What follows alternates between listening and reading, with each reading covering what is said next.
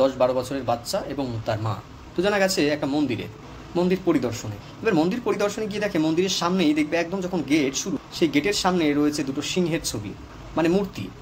তো সিংহের মূর্তি দেখে বাচ্চাটা ভয় পাচ্ছে, বলছে মা এই সিংহ আমাকে কামড়াবে, এই সিংহ নেমে আসবে ওখান থেকে।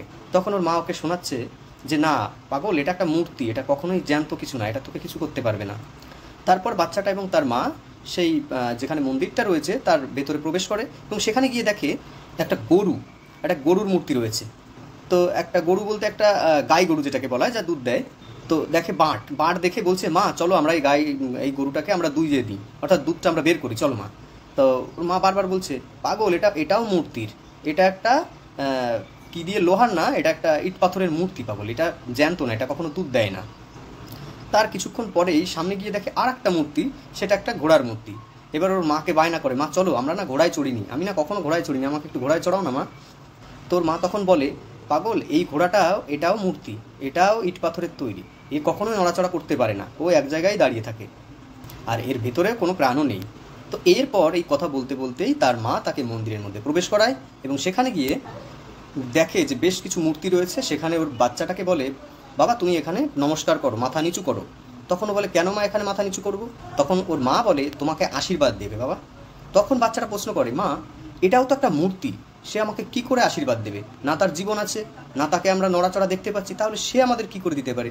একটা গরু, একটা ঘোড়া, একটা সিংহ যখন আমাকে কামড়াতে পারে না, তখন একটা পাথর আর মূর্তি সে কি করে আমাকে আশীর্বাদ দেবে? তখন ওর বাচ্চার মা ভাবে যে সত্যিই তো, কি করে একটা মূর্তি আমাদের আশীর্বাদ দিতে পারে। তো এটা হচ্ছে মানুষকে সচেতন করার জন্যই গল্পটা, কারণ এটা সম্ভব না, এটা কি কখনো সম্ভব ভেবে দেখেছেন? পুরো সেই বাচ্চাদের মতো। তো আমার গল্পটা শোনায় ছোট্টবেলা, তখন আমি ওই 8-10 বছর বয়স। তো আমার মামা আসতো, ঠিক সেই সময় মামা বাড়িতে যাওয়ার সময় মানে চলে যাওয়ার সময় আমাদের পয়সা দিয়ে যেত, 2 টাকা 5 টাকা, সে অনেক মূল্য ছিল।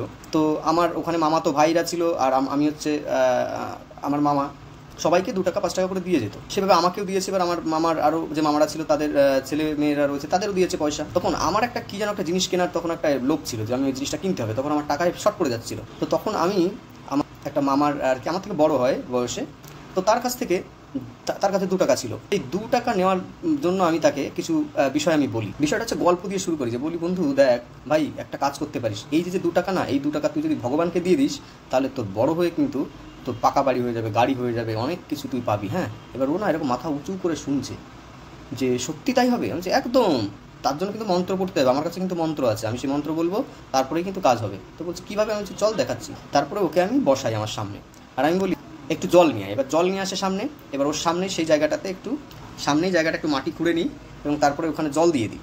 চোখ খুলতে বলি, চোখ খোলে। এবার বলি তুমি চোখ বন্ধ করো আর তোমার পয়সাটা দাও, তোমার পয়সাটা আমি পাতালে পাঠিয়ে দেবো। তো যথারীতি বলে যে হ্যাঁ তাহলে পাতালে পাঠিয়ে দে। চোখ বন্ধ করার সঙ্গে ওই কাদা মাটির মধ্যে টাকাটা ডুবিয়ে আমি আবার আমার পকেটে ঢুকিয়ে দিলাম। এইবার ওকে চোখ খুলতে বলি, ও চোখ খুলে দেখে সত্যি তো পয়সা নেই। তখন আমি ওকে দেখাই যে এই কাদার মধ্যে দিয়ে টাকাটা পাতালে চলে গেছে। তখন ও ভাবে তাহলে তো আমার বড় বাড়ি, পাকা বাড়ি সব হবে, তখন মজায় বাড়ি চলে যায়। এই কথাটা গিয়ে আমার মামিকে আবার বলে যে মা এরকম আমি বড় করার জন্য আমি টাকা দিয়েছি, হ্যাঁ পবিকে, ও কিন্তু পবিত্রকে ও কিন্তু পয়সাটা ভগবানকে দিয়ে দিয়েছে। এবার ওর মা বলে এই পাগল, টাকা কখনো ভগবান নেয়? কি বলো? তখন জানতে পারে যে সত্যি পয়সাটা আমার পকেটেই ছিল। তারপরে আমি টাকাটা অবশ্যকে দিয়ে দিই। তো ঠিক এইভাবেই কিছু মানুষকে লোভ দেখায়, আর সেই মানুষগুলো ভাবে সত্যি আমাদের অর্থ, আমাদের পয়সা সব হয়তো সেই ঈশ্বরের কাছে যাবে, যা কখনো যাবার নয়। এটা হচ্ছে আমার একদম বানানো না, আমি একদম এই বিষয়টা জানি, যার জন্য বললাম। তো তোমাদের কাছে কেমন লাগলো?